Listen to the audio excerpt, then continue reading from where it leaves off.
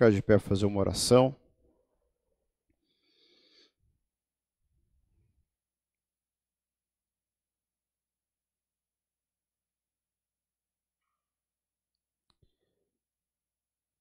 Pai, nós te louvamos nessa noite pela tua graça, pelo teu amor, pela tua misericórdia. Nos colocamos diante de ti, Senhor Deus, pedimos perdão pelos nossos erros, nossos pecados, por tudo aquilo, Pai, que nos distanciou de ti, que trouxe, Pai, separação entre o nosso relacionamento, que tudo isso, Pai, venha a ser desfeito agora, toda a legalidade, Senhor Deus, seja arrancada das mãos de Satanás. E que nessa noite, Pai, nós possamos ouvir a voz do Teu Espírito Santo e aprender de Ti, Deus, diante da Tua palavra, diante daquilo que o Senhor deseja que venhamos, Senhor, a aprender, Pai. Que nós saiamos daqui, Pai, diferentes da forma como entramos. Saiamos daqui, Senhor Deus, cheios do Teu Espírito Santo, cheios do Teu conhecimento, Pai, com sede e fome pela Tua palavra. E venhamos buscar cada dia mais, Senhor Deus, a Tua presença. Assim, Deus, é a minha oração diante do Senhor, tanto para a minha vida quanto dos meus irmãos, em o nome de Jesus. Amém. Glória a Deus. Quem lembra onde nós paramos na nossa última aula?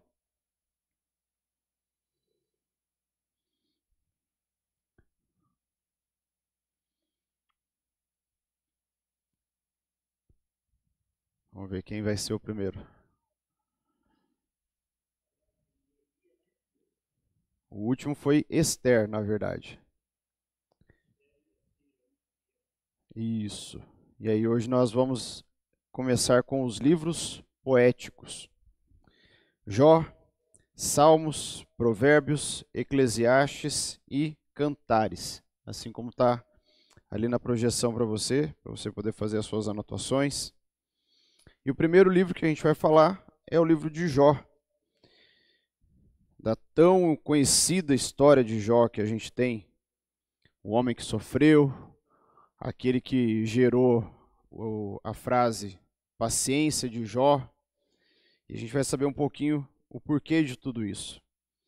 Mas se a gente for olhar para a questão histórica, a gente vai entender alguns pontos importantes. Então, o primeiro é que o livro de Jó, ele é reputado como o livro mais antigo que foi escrito. Quando a gente olha para a Bíblia, a gente sempre quer seguir a ordem que está descrito. Gênesis seria, então, o livro mais antigo, mas na verdade não foi. Por que eles dizem, apesar que não tem uma data certa de quando o livro de Jó foi escrito, mas de acordo com alguns estudos, ele foi escrito na era patriarcal. Tanto é que o autor do livro de Jó, em algumas Bíblias, em alguns livros, você vai pegar que ele é incerto.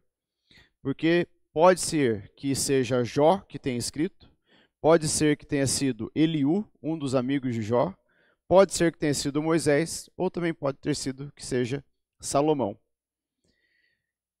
E por que eles caracterizam que pode ter sido um desses quatro? Por causa da forma como foi escrito, a forma como ele foi descrito, ele é narrado, então eles caracterizam isso. E também pelo fato de que Jó viveu na era patriarcal, junto com Abraão, junto com Jacó. Então as datas aqui vocês vão ter assim, não uma exatidão, mas de quando ele foi escrito, mas a gente consegue sim concluir que ele foi escrito na época patriarcal por causa da idade dele. Uma vez que Jó, quando a gente pega, por exemplo, lá em Jó 42, a Jó ali eles baseiam que Jó viveu mais de 140 anos. Porque quando a gente vai lá para o capítulo 42 de Jó, versículo 18, diz assim, 16, aliás. Depois disto, viveu Jó 140 anos e viu a seus filhos e aos filhos dos seus filhos até a quarta geração. E então morreu Jó, velho e fartos de dias. Alguns dizem que Jó viveu ali por volta de 200 anos, porque quando a gente lê o versículo 16, diz, depois disto, então depois de tudo que aconteceu com Jó, ele ainda viveu mais 140 anos. E eles caracterizam que ele devia ter por volta de 60, 70 anos quando tudo aconteceu. A morte dos filhos, a perca dos animais e toda aquela parte que foi a ruína de Jó. E quando a gente olha para a história de Jó, é um ponto bem importante, é que a gente fica pensando, por que tudo isso aconteceu na vida de Jó? No final de tudo, a gente entende que Deus estava trabalhando para que Jó não vivesse sobre uma hipocrisia. E por que hipocrisia? Porque quando a gente lê o comecinho do livro de Jó, diz que Jó oferecia sacrifícios pelos seus filhos e até por aquilo que talvez ainda nem tivesse acontecido. Jó ele fazia aquilo que, na verdade, os filhos teriam que ter feito, mas ele estava sempre ali. E ele tinha uma percepção de que ele fazendo isso, ele estava sendo uma boa pessoa. Mas tudo aconteceu com a vida de Jó, foi para que ele entendesse que ele tinha que viver na total dependência do Senhor. E entender que tudo o que estava acontecendo e tudo o que acontecia na vida dele era por causa de Jó. Ele trata de um dos assuntos mais difíceis da experiência humana. E eu deixei ali no terceiro ponto, que é como entender e lidar com o sofrimento, vírgula, com a presença de um Deus tão bom. E isso, se a gente trouxer para os nossos dias, ainda é difícil de perceber e entender. Tanta desgraça, tanta ruína, tantas coisas ruins estão acontecendo e Deus ainda continua sendo bom? Se Deus é tão bom quanto Ele diz que é, quanto a gente lê na palavra dele, por que ainda acontece coisas ruins para a minha vida? Por que acontece coisas ruins no mundo? Veja que o livro de Jó ele é escrito naquela época, mas ele retrata aquilo que nós vivemos nesses dias atuais. E ele faz a gente também pensar, por que coisas ruins acontecem?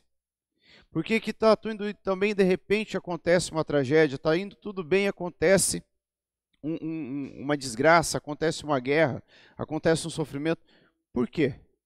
Por que dias ruins têm que existir se eu sou o Filho do Deus Altíssimo?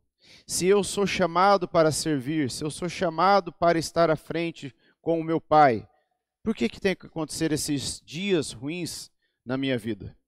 E aí a terceira pergunta ali, se Deus é bom, por que Ele não evita o sofrimento? E aí eu me lembro que uma vez a filha do Billy Graham estava numa entrevista, num programa de rádio, e aí fizeram essa pergunta para ela.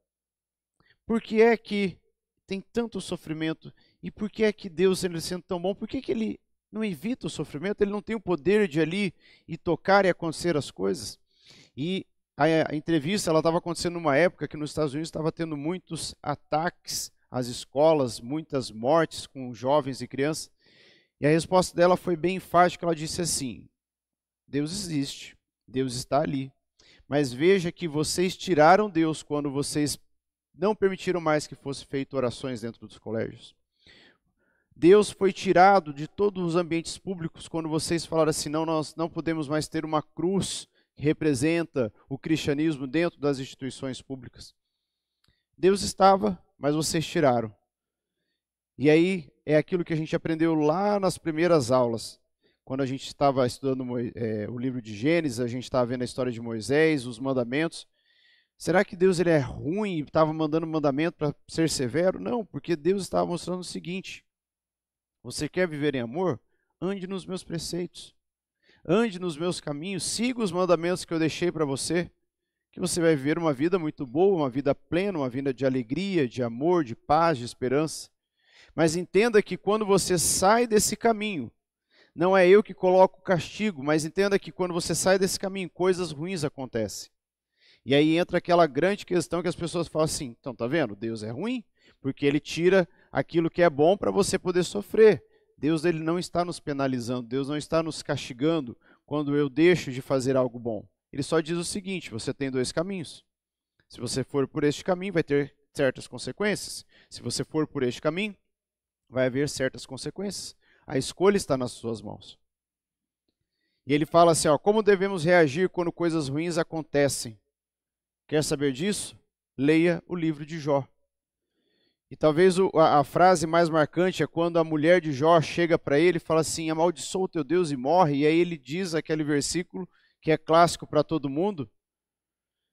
Deus o deu, Deus o tirou, louvado seja o nome do Senhor.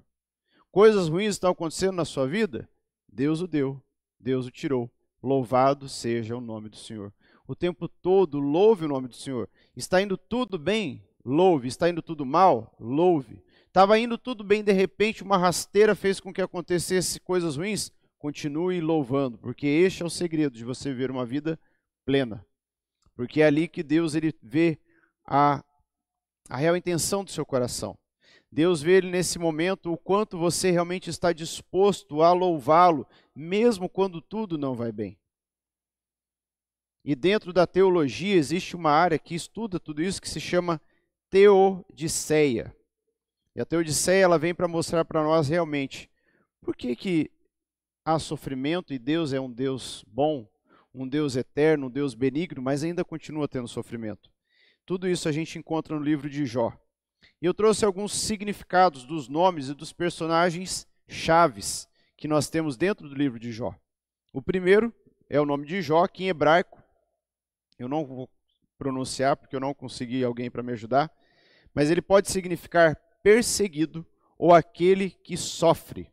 E ele é apresentado como um homem íntegro, justo e temente a Deus.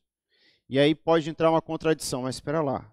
Um homem justo, íntegro e temente a Deus e passou por todo esse sofrimento, perdeu os filhos, perdeu a plantação, perdeu os animais, perdeu a casa, só vinha um funcionário e falou, só sobrou eu para te dar a notícia. Mas espera lá. Então, sendo justo, íntegro e temente a Deus, ainda pode acontecer coisas ruins comigo? Pode. Porque não é a minha integridade, não é o meu temor, não é a minha justiça que vai determinar se a minha vida vai ser boa ou ruim. O que vai determinar se a minha vida vai ser boa ou ruim é o quanto eu me entrego para Deus e, principalmente, como eu reajo a essas situações que acontecem na minha vida.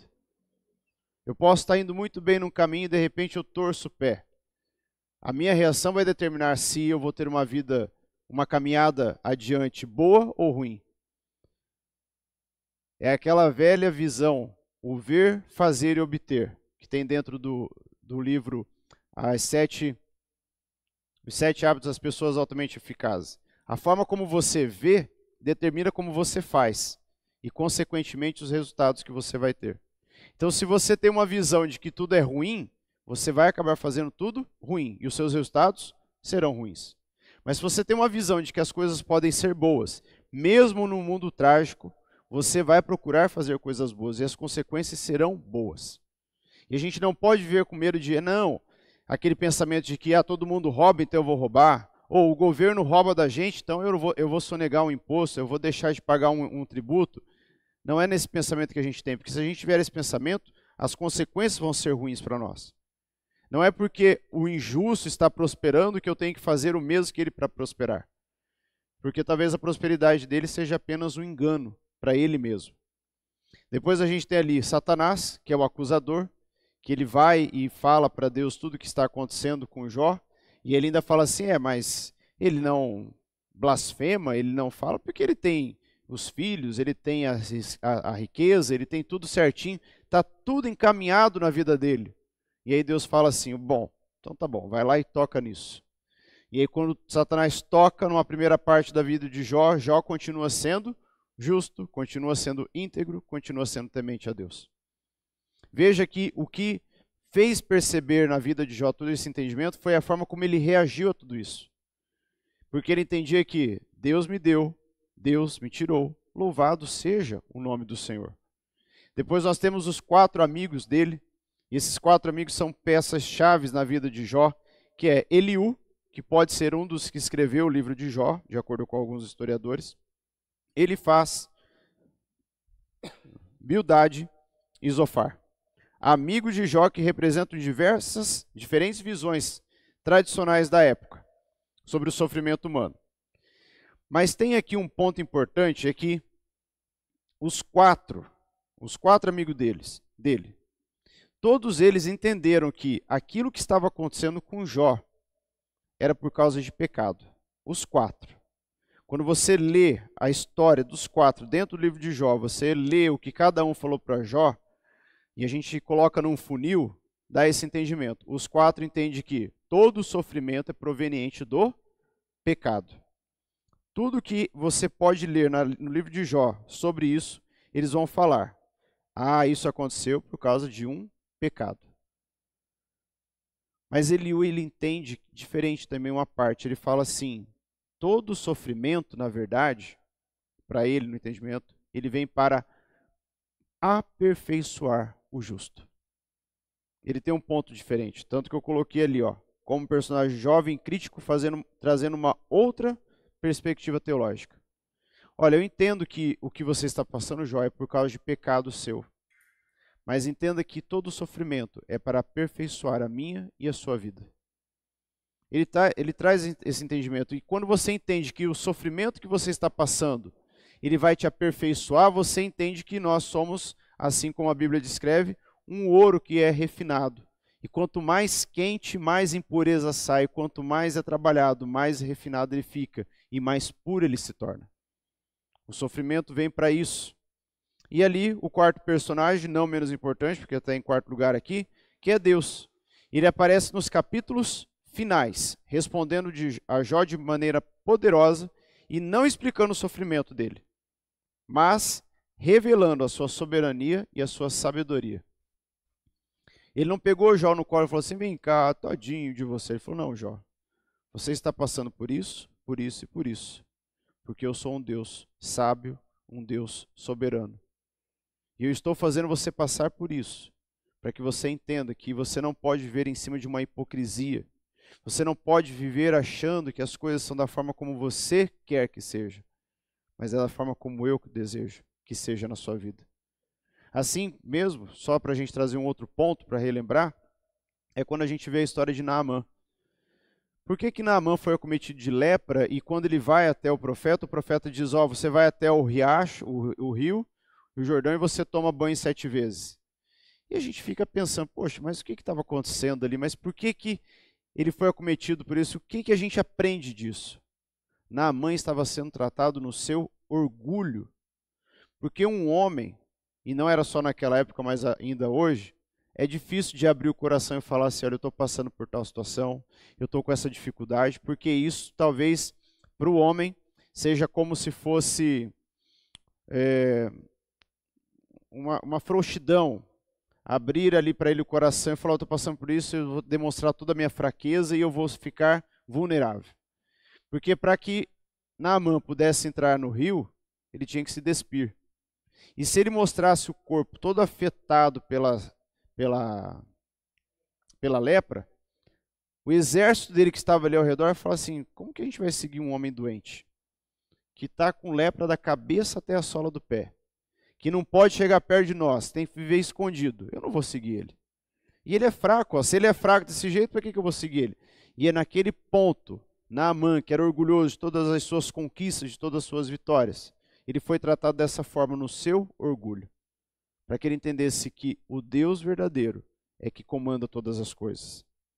Depois eu tenho aqui, ó, a narrativa de Jó sugere que ele viveu durante o período dos patriarcas, como eu trouxe para vocês agora há pouco, viveu cerca de 200 anos, e Jó atuava como sacerdote da própria família, oferecendo sacrifícios, que era uma prática típica antes da instituição do sacerdócio levítico. Sua prosperidade era avaliada pela quantidade de gado e animais, e não por ouro ou prata, refletindo os costumes da época antiga. Assim como hoje a gente tem uma percepção do que é ter riqueza, para eles naquela época ter riqueza era quanto mais gado, quanto mais animais, quanto cabeça de boi que ele tivesse. Isso determinava o quanto ele era rico. E apesar de uma época remota, Jó demonstra ter conhecimento do Deus verdadeiro, o que destaca a sua fé e espiritualidade. Então entenda, ele vivia numa época que tinha poucos escritos. Tanto é que o dele é considerado o mais antigo. Então ele não tinha ali uma base que ele pudesse pegar um livro e falar, nossa, olha só como Deus é bom, como Deus é misericordioso. Veja que ele teve um ensinamento ali de boca a boca. O pai ensinando, um tio ensinando, a mãe ensinando, mostrando para ele o quanto Deus é bom.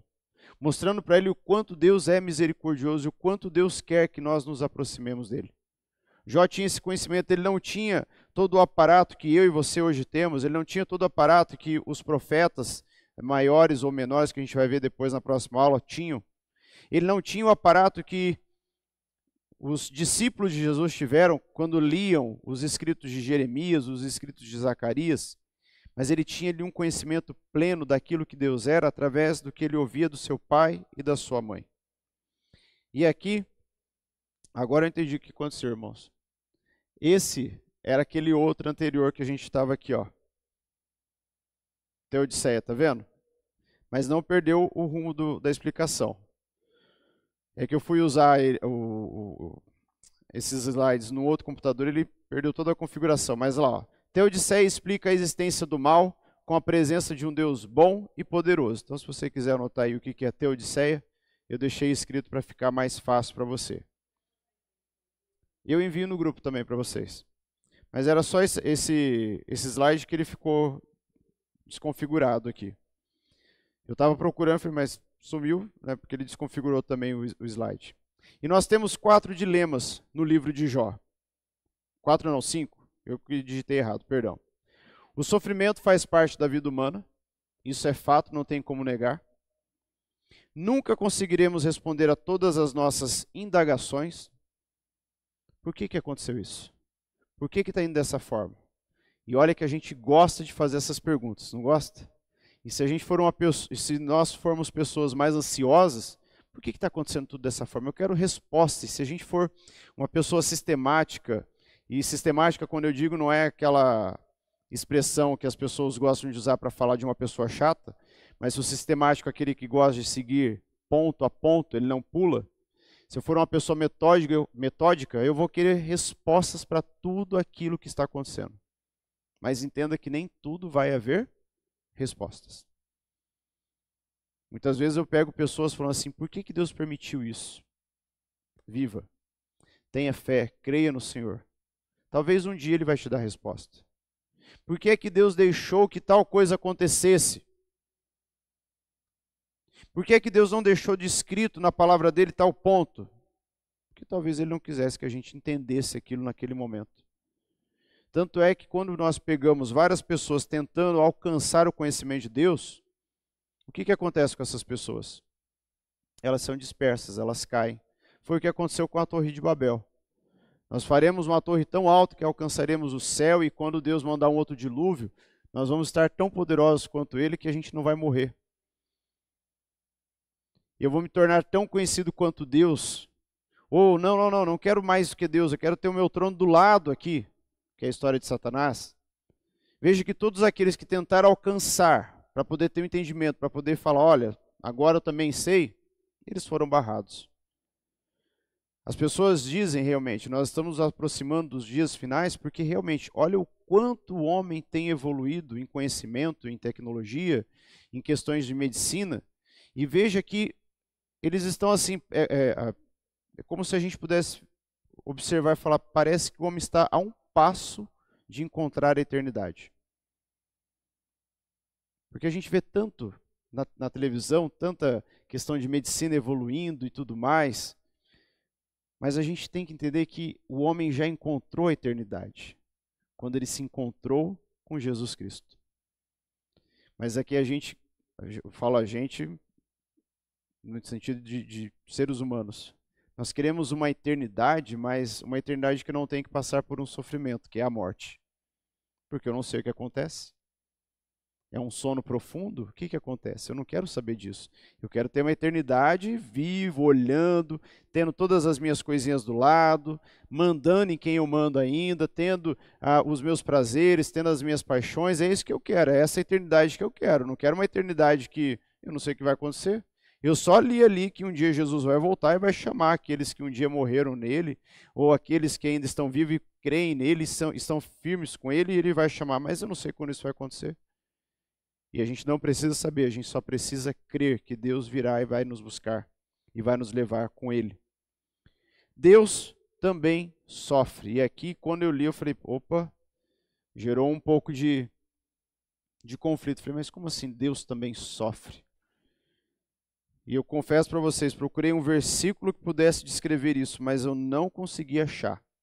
Mas achei uma explicação que faz nos entender o quê? Não é que Deus ele fica lá no trono dele chorando, se lamentando porque alguma coisa aconteceu. Mas Deus ele sofre no sentido de que quando ele fez algo para a humanidade, ele fez algo para que nós pudéssemos estar ao lado dele, e nós simplesmente viramos as costas.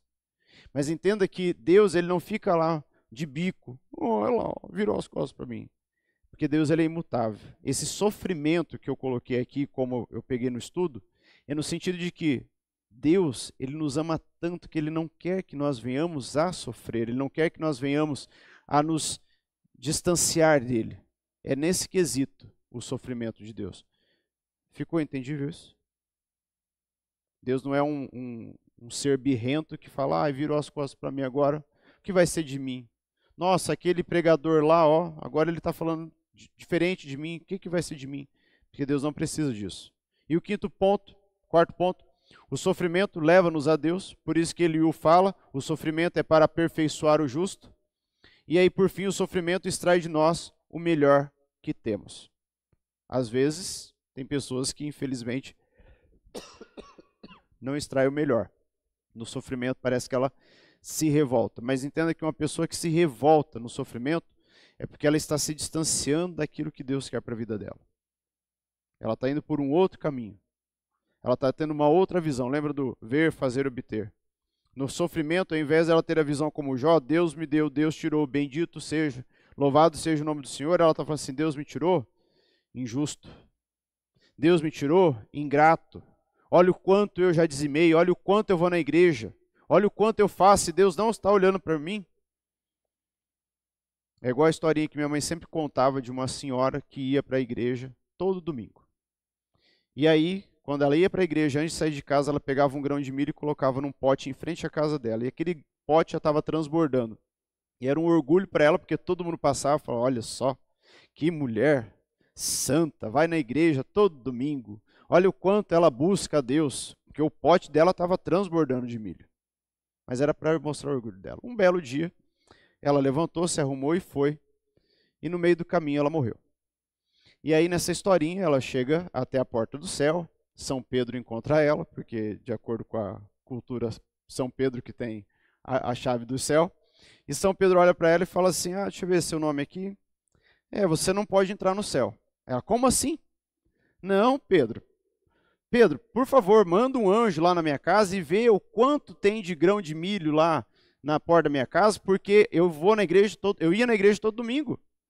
Aí ele olha assim na tabela, na lista, e fala assim, olha, aqui diz que você foi na igreja hoje, só uma vez.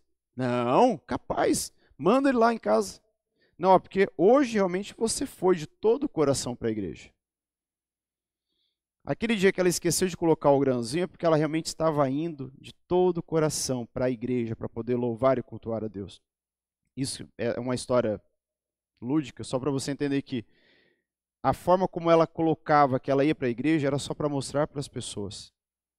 Não era porque realmente ela estava indo de todo o coração. O ver dela era assim, olha, quanto mais grãos tiver aqui, mais as pessoas vão ver que eu sou santa, que eu busco, que eu vou à igreja. Mas muitas vezes as pessoas vão à igreja, elas vão ler a palavra de Deus, elas vão ouvir uma ministração e a cabeça está vagando, viajando, pensando em problemas do trabalho, da família, do colégio, em problemas da sociedade. E aí fecha, dá o checklist, pronto, já li meus 10 versículos hoje, tá bom.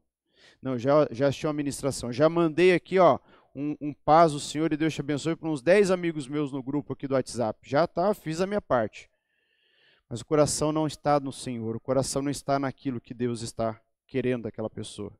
E o encerramento do livro de Jó tem o capítulo 42, versículo 1, como desfecho de tudo o que precisamos saber. Está escrito assim, então respondeu Jó ao Senhor, bem sei que tudo podes, e nenhum dos teus planos pode ser frustrado. Anote esse versículo, mas não anote somente no seu caderno, anote no seu coração.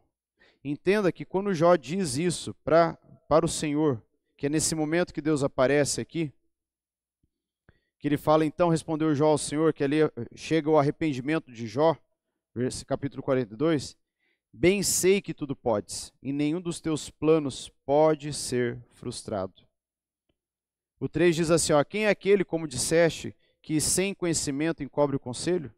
Na verdade, falei do que não entendia, coisas maravilhosas demais para mim. coisas que eu não conhecia. Escuta-me, pois, havia dito, e eu falarei, eu te perguntarei, e tu me ensinarás. Aqui Jó está falando com o Senhor. Eu te conhecia só de ouvir, olha que lindo isso. Mas agora os meus olhos te veem. Por isso me abomino e me arrependo no pó e na cinza. Aqui Jó está colocando, exaltando o Senhor nosso Deus de como é. E como nós deveríamos fazer, porque ele diz aqui, ó, eu te conhecia só de ouvir, mas agora os meus olhos te veem. Aqui, quando eu leio esse versículo, eu me lembro de quando Jesus curou um cego de nascença. A primeira visão que aquele homem teve foi do Mestre. A primeira visão que ele teve foi de Jesus. A primeira coisa que ele viu foi Jesus. Primeira pessoa, coisa não, perdão. Veja que os olhos dele não se abriram para uma coisa impura, para algo sujo, para uma pessoa mesquinha, para uma pessoa arrogante, mas os olhos dele foram abertos para ver Jesus Cristo, nosso Senhor. Isso é fantástico para a nossa vida, para a gente guardar. E aqui encerramos o livro de Jó. E aí nós vamos para Salmos.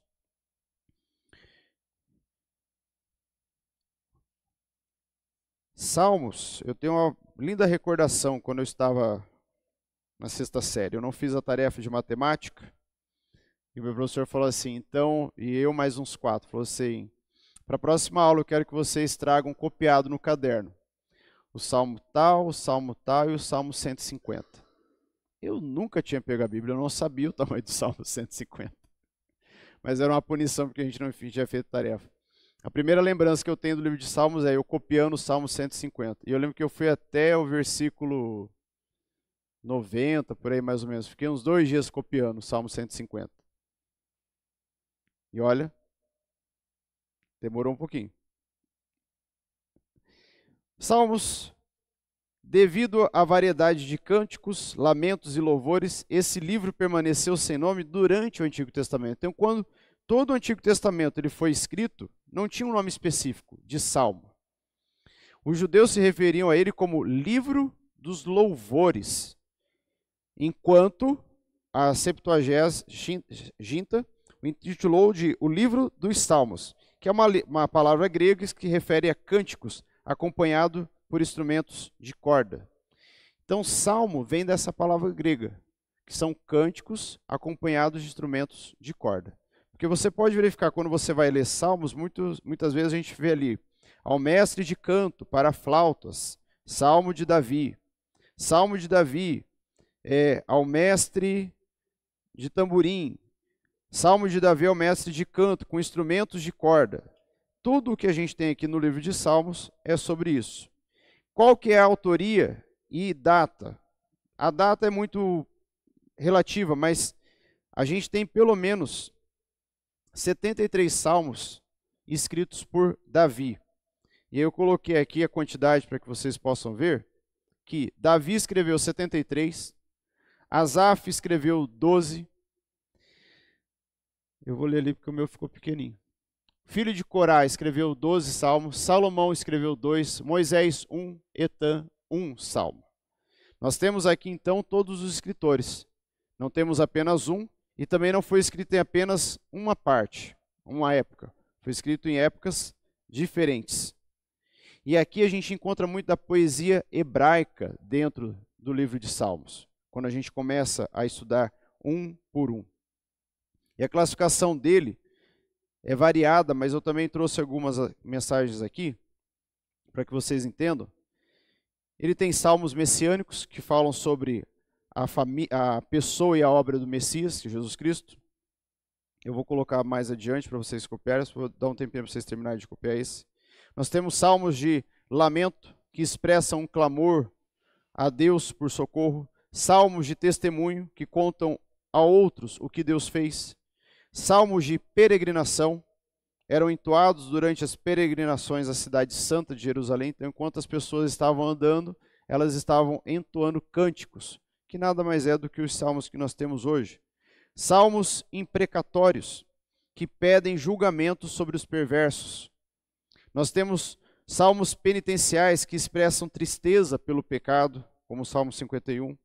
salmos sapienciais que oferecem diretrizes para os piedosos, salmos históricos que fazem uma retrospectiva da operação de Deus no meio do povo de Israel. E aí nós temos ali Davi falando sobre o que Deus havia feito. E salmos sobre a natureza, que falam sobre a obra da mão de Deus na sua criação. E qual que é a função e mensagens dos salmos? Os salmos abordam todas as circunstâncias da vida humana, do nascimento até a morte. Se você quer estudar sobre a vida humana, leia o livro de Salmos, de ponta a ponta. Estude, mergulhe, porque ali você vai ter todas as respostas que você espera, desde do nascimento até a morte. Tudo. Basicamente tudo que você imaginar que você precisa de uma resposta sobre a vida, você encontra no livro de Salmos. Tem o propósito de confortar, orientar e fortalecer a caminhada durante a nossa vida. Isso é o mais importante, porque a nossa caminhada muitas vezes nos prega peças da qual a gente diz assim, eu quero desistir, eu não aguento mais. Não quero mais isso para a minha vida, eu não suporto, o sofrimento é grande, eu não vou conseguir suportar mais esse sofrimento. Leia o livro de Salmos, ali você vai encontrar a resposta. Não que a Bíblia toda não tenha, mas o livro de Salmos vai ser específico para adentrar no seu coração através da ação do Espírito Santo para dizer que ainda vale a pena continuar caminhando e buscando a coroa que Deus tem guardado a todos aqueles que persistirem até o fim. Reforça a identidade de Israel e seu relacionamento com Deus e apresenta um passado, presente e futuro da fé e da história do povo de Deus. Se a gente quer saber de tudo, leia Salmos. Ele fala para mim de tudo o que acontece do nascimento até a morte. Ele me fala do passado do povo de Israel e de como Deus tratava. Ele fala do presente, ele também fala do futuro. Muitas vezes a gente se apega muito ao livro de Apocalipse para poder falar sobre o futuro. Mas quando a gente lê o livro de Salmos, a gente entende o que Deus tem para o nosso futuro. A gente entende o quão belo é a nossa vida, vivendo nos pés do Senhor, vivendo uma vida buscando ao Senhor. E os Salmos, ele nos traz também uma poesia religiosa, expressando sentimentos diante da vida e da nossa fé. Quando nós lemos o livro de Salmos, nós aprendemos aquilo que Deus quer para nós. Nós temos um entendimento claro e objetivo de como a nossa vida deve ser. Vou dar um tempinho para vocês terminarem de copiar.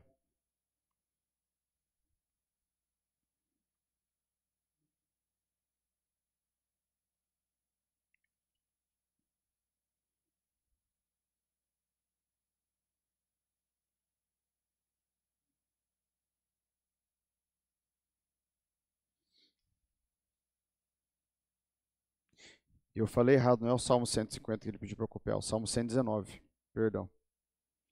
Que tem 150 versículos.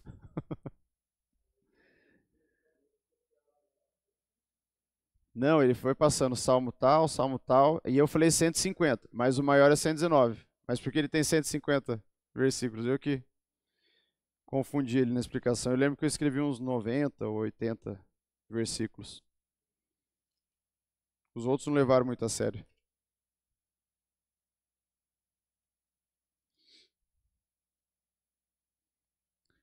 Podemos continuar? Está lá, forma literária e o uso litúrgico dele. Salmos são poesia religiosa, como eu disse. Mostram Deus como companheiro na luta pela justiça e pela liberdade. E lembre-se sempre, essa justiça de Deus não é a minha e a sua justiça. Porque a minha e a sua justiça, elas são falhas diante da justiça de Deus. A não ser que eu siga plenamente como Deus quer, para que seja a justiça aplicada na nossa vida. É como a gente lê ali o versículo que tem no banner, 2 Timóteo 3,16. Toda a escritura é divinamente inspirada e proveitosa para ensinar, redarguir, para corrigir, para instruir em justiça, para que o homem de Deus seja perfeito e perfeitamente instruído para toda a boa obra.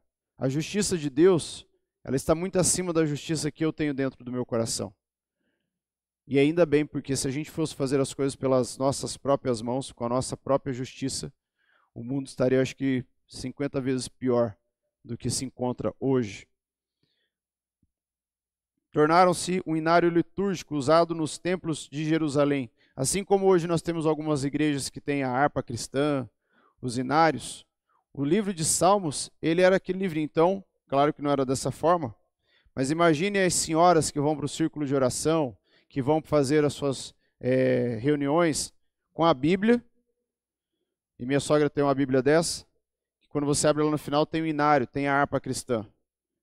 Vamos cantar o hino da harpa 120, 130, e aí todos abrem e cantam juntos.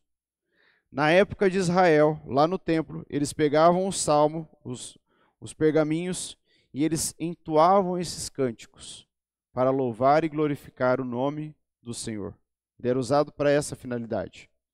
E posteriormente usado na sinagoga judaica e liturgia cristã.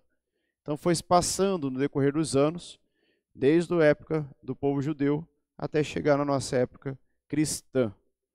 E aí nós temos os tipos de salmo, que eu passei já para vocês aqui, vou acrescentar. Salmos messiânicos, os de lamento, testemunho, peregrinação, os imprecatórios, que pedem julgamento sobre os perversos. Nós temos os salmos penitenciais, os sapienciais, os históricos e salmos sobre a natureza. E um conselho que eu tenho para dar a você é: leia o livro de Salmos, se aprofunde nele, busque ter mais conhecimento.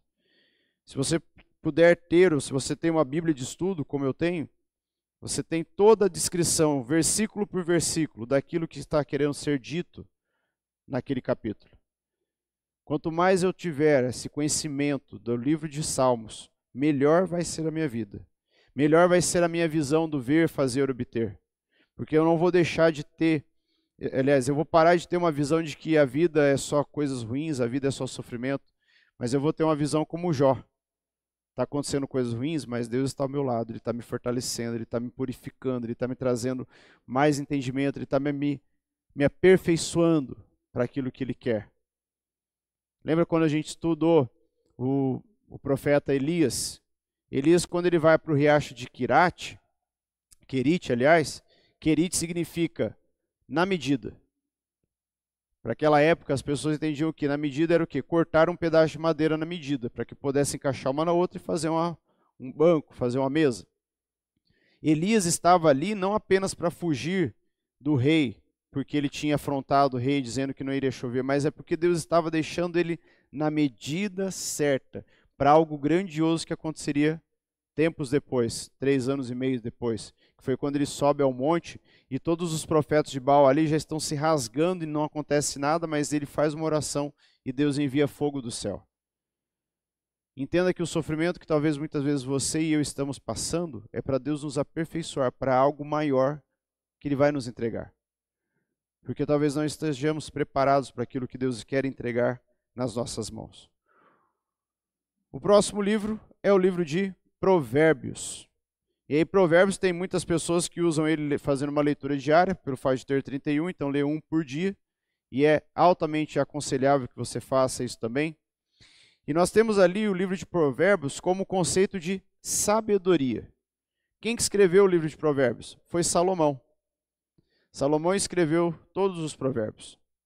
E sabedoria é mais do que conhecimento bruto, é ver a vida como Deus vê. Tem aquela historinha que diz que sabedoria é diferente de conhecimento. Sabedoria é eu saber, conhecimento é eu saber que o tomate é uma fruta. Sabedoria é eu não colocar ele na salada de frutas. As pessoas fazem essa percepção lúdica para a gente entender a diferença de sabedoria e conhecimento. Eu posso ter o conhecimento, mas a sabedoria ela vai me levar muito mais longe. De nada adianta eu ter todo o conhecimento, mas não ter sabedoria para usar. É como se um país entrasse em guerra e tivesse o armamento mais poderoso, mas ele não tem sabedoria para utilizar aquilo. E ao invés de fazer algo que possa favorecê-lo, vai prejudicá-lo.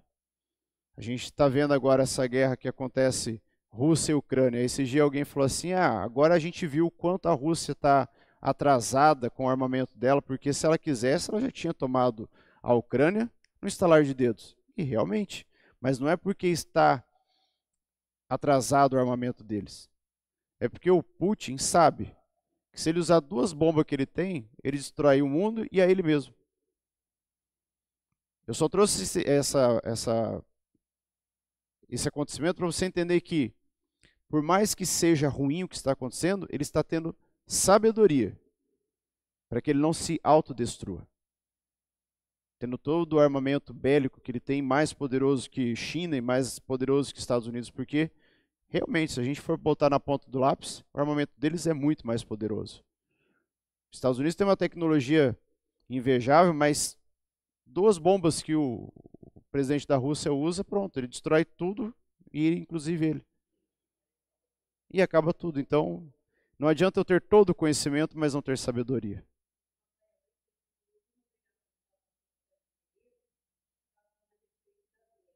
Sim.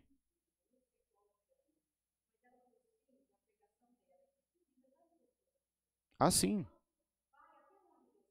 Exato.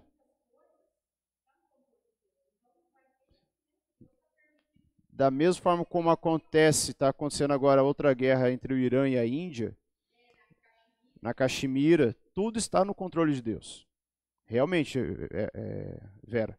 Mas o que eu queria dar entendimento é que, assim, foi o que me veio agora à memória para falar sobre a questão de conhecimento e sabedoria. Por mais ruim que esteja acontecendo, por mais que Putin ele é taxado hoje para alguns como um satã dentro da Terra, mas ele está sendo sábio. Porque ele sabe que 2 bombas destroem ele e a toda a humanidade. E aí ele não vai fazer isso. Mas tudo está no controle de Deus. Nada foge do controle. Exato. Sim, pode. Quando a gente vai ler o livro sobre Moisés, quando ele vai até o faraó, a gente tem várias vezes fala assim, e Deus endureceu o coração de faraó.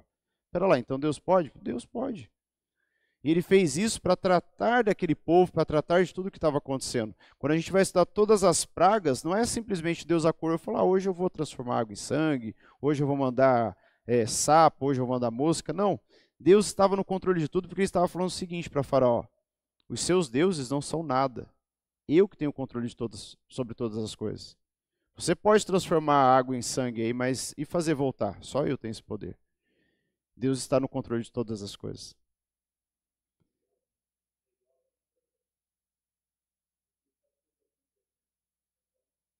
Exato.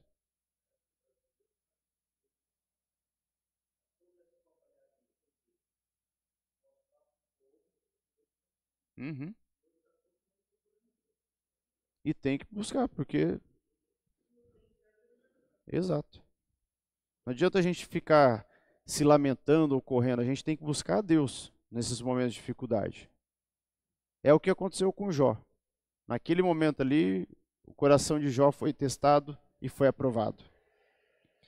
Temas abordados em Provérbios: conduta pessoal, relacionamentos, negócios, prosperidade, sexualidade, amor, ambição, disciplina, educação infantil, caráter, política, vingança, piedade. Conselhos aplicáveis à vida pessoal e profissional. Quer ter um bom livro na sua casa para tudo? O livro de Provérbios. Você não precisa procurar nenhum best-seller que tem aí hoje sendo vendido, nenhum autor famoso que exista, porque ele não vai ter todas as respostas. Mas você quer as respostas? O livro de Provérbios. Foi escrito pelo homem mais sábio que já existiu e não vai existir outro, que foi Salomão. E é interessante quando a gente olha para a vida de Salomão, a gente vai ver um pouquinho mais adiante quando a gente for falar sobre Cantares, é que a primeira percepção que a gente tem é o quê? Salomão, um homem fiel e digno a Deus. Jejuando, orando, se prostrando de joelho todos os dias. Não é essa a visão? Porque sábio, riqueza, tudo que tinha. Mas quando a gente vai se aprofundando na história de Salomão, a gente vê o quão longe Salomão foi ficando de Deus. Por todos os casamentos arranjados que ele foi emaranhando ali por questões políticas, a gente vê que ele vai cultuando outros deuses. Mas ele já tinha esse entendimento antes, porque quando a gente pega o comecinho da história de Salomão, é um ponto bastante importante, que eu nunca tinha me atentado para isso, é que Salomão, ele oferecia sacrifícios e ofertava incensos, mesmo antes de ter esse momento de oração e de falar, Deus, me dá sabedoria para governar o seu povo. Salomão já vivia uma vida longe de Deus, mas ele vai se aproximando, de repente ele... É como aquela pessoa que vive sobre um vício, ela vai indo. Ela se limpa, ela consegue ficar um tempo bem, mas de repente ela passa perto, ela fala, eu posso ir aqui um pouquinho. Eu só vou chegar perto, eu só vou colocar o pezinho aqui e vai dar tudo certo, eu tenho força. Mas Salomão foi se envolvendo cada vez mais. O envolvimento de Salomão com todas essas mulheres, tudo o que aconteceu, retrata bem como o pecado funciona na nossa vida. É como uma limpeza de uma casa. Você limpou a casa, está tudo limpinho, você olha, não tem um grãozinho de nada de poeira em cima do armário. Aí você vai dormir, no outro dia você olha, tem uma leve camada. Aí você às vezes dá um soprinho, ou só passa a mão assim de qualquer jeito, ou não faz nada. No outro dia você olha aquela camada e você vai se acostumando.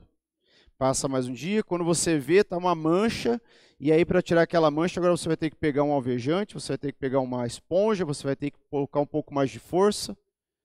E quando você vê, aquilo já está incrustado no móvel, na parede. O pecado ele vem sorrateiro, e se a gente não cuida dele no primeiro momento, ele vai funcionando dessa forma. E vai chegar um ponto que vai ter que, ou como uma camisa de força, quanto mais você se mexe, mais ela aperta, mas chega um ponto que você, estou confortável. Nunca se sinta confortável diante do pecado. Depois nós temos ali forma literária e conteúdo, e ali ele está separado como assim? Do capítulo 1 ao 9, são ideias mais longas e desenvolvidas que Abraão trouxe para nós. Do capítulo 10 até o 22, versículo 17, são provérbios curtos, geralmente com 2 linhas. E frequentemente há contrastes, antítese. Exemplo, o filho sábio ouve a instrução do pai, mas o escarnecedor não atende à repreensão. Que está no Provérbios 13, versículo 1.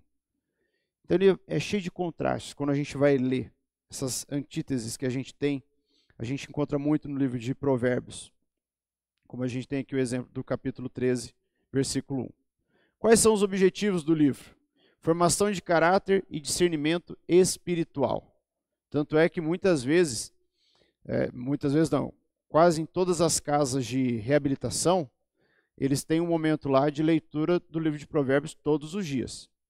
Quando eu estava trabalhando na casa de recuperação, todo dia tinha lá no mural deles, numa agenda, leitura do livro de Provérbios.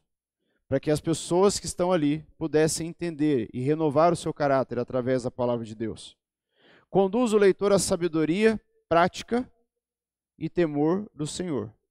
Porque, como eu disse, não adianta nada eu ter o conhecimento, mas não colocar a sabedoria para funcionar na minha vida.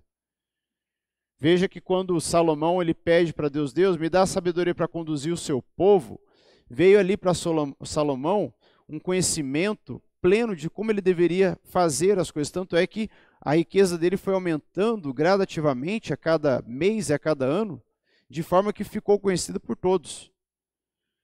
Chegou um ponto que a prata valia mais do que o ouro durante o reinado de Salomão, porque era muita prata, então começou-se a inverter o valor ali. Tamanho era o poder que Salomão tinha. E Salomão ele sabia fazer muito bem, ele tinha estratégias boas com relação ao comércio marítimo, ao comércio terrestre, e creio que se já houvesse ali comércio aéreo, ele também conseguiria dominar esse potencial. Mas veja que tudo aquilo, se não houvesse o conhecimento, a sabedoria andando junto, ele teria perdido tudo. E aí quando é que isso acontece de fato? No final da vida. Porque mesmo tendo toda a sabedoria, mesmo tendo todo o conhecimento, ele não usou de forma que aquilo fosse levá-lo para perto de Deus. E ali é onde acontece depois a ruptura do reino. Daí a gente tem o reino do sul e o reino do norte. E daí nós temos guia também para uma vida equilibrada, justa e piedosa. Depois nós temos ali, Salomão proferiu de 3 mil e... eu esqueci de escrever. São 3.000 provérbios e 1.005 cânticos.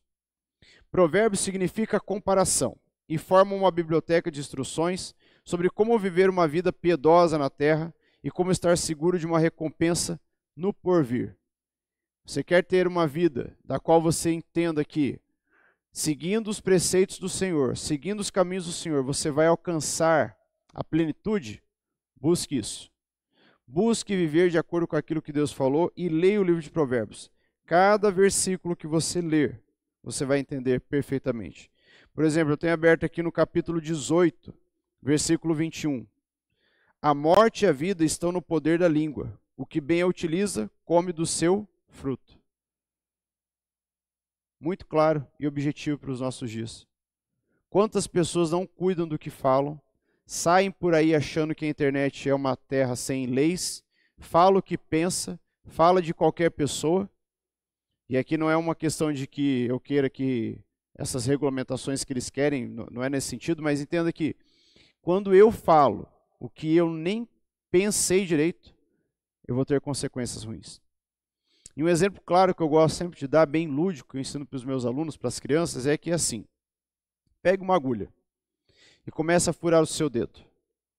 Você vai tolerar a dor e você vai saber o ponto exato que você tem que parar de enfiar a agulha no seu dedo. Assim funciona o seu coração. Agora pegue também essa mesma agulha e o dedo de uma pessoa, uma segunda pessoa. Você vai colocar e você não vai entender a dor que a pessoa está sofrendo, está sentindo. Até o ponto que a pessoa diga, para, porque está doendo. Mas e se a pessoa também não disser? Você vai continuar colocando aquela agulha, você vai continuar furando. Assim funcionam com as palavras que nós proferimos. Eu sei o quanto eu aguento ouvir de uma pessoa. Eu sei o quanto de dor eu consigo suportar durante um período, eu sei o quanto de sofrimento eu consigo levar adiante. Mas e o coração da outra pessoa? E aí eu sempre explico isso para que eles entendam assim, cuide com o que você fala. Porque talvez para você um palavrão, talvez para você um xingamento, talvez para você uma brincadeirinha de duplo sentido, é normal, é sustentável. Mas para o outro, não. E hoje a gente tem uma geração de pessoas, eu não vou colocar apenas crianças e adolescentes, mas uma geração de pessoas no seu contexto geral, desde crianças até a terceira idade, de pessoas que não sabem falar e também não sabem ouvir. Elas não conseguem interpretar o que está sendo dito. E aí, por não saber interpretar, elas também não sabem falar. É como você querer explicar física quântica para uma criança do terceiro ano. Ela não vai entender nada. Ah, mas e se ela for uma criança que tem altas habilidades, é superdotada? Mas todos são assim? Como que eu vou explicar algo? Esse dia mesmo, um aluninho meu lá, eu fiz uma pegadinha e ele me deu a resposta, eu fiquei abismado. Eu fui entender que ele é um aluno que tem altas habilidades, porque eu falei assim, quanto que é 500 dividido por 3? Mas para eles entenderem que eles estavam aprendendo sobre matemática, uma criança de 6 anos, e que eles não sabiam tudo, porque eles queriam falar, a gente sabe tudo, tudo, tudo, tudo. E o 2 mais 2 para ele já é saber tudo. E eu estava explicando para ele, de repente ele fala, não lembro agora o valor. Aí a professora auxiliar falou assim, professor, ele falou certo. Mas olha só, uma criança dentro de 30 soube me responder quanto que era 500 dividido por 3, porque eu não sei, eu falei aleatório para eles entenderem. Entenda que quando eu quero tratar de um assunto do qual eu não tenha conhecimento, ou eu tenha conhecimento, mas querer ensinar ele para uma pessoa que não vai conseguir entender porque ela não está preparada, eu tenho que entender que aquilo que eu posso falar para uma pessoa pode feri-la mortalmente. Uma palavra mal falada, ela dói muito mais do que um tapa. Eu conheço pessoas que sofrem amargamente por causa de uma palavra que ouviu do pai, da mãe, lá num passado distante, 30, 40, 50 anos. E foi alicerçando a vida dela em cima daquela palavra. Mas um amigo deu um tapa na cara, já passou, eu entendo, às vezes a gente se... Mas veja que uma palavra, ela teve muito mais peso sobre a vida daquela pessoa do que um tapa que ela levou depois. Por isso aqui quando ele fala, a morte e a vida estão no poder da língua, de fato é. Quantas pessoas a gente vê que tiram a própria vida, infelizmente, porque não suportaram, não conseguiram administrar aquilo que ouviram. Não teve um acompanhamento, talvez, ali, mas a própria pessoa não conseguiu ter aquele entendimento do que ouviu. E vamos para um café. Na volta a gente continua para Eclesiastes.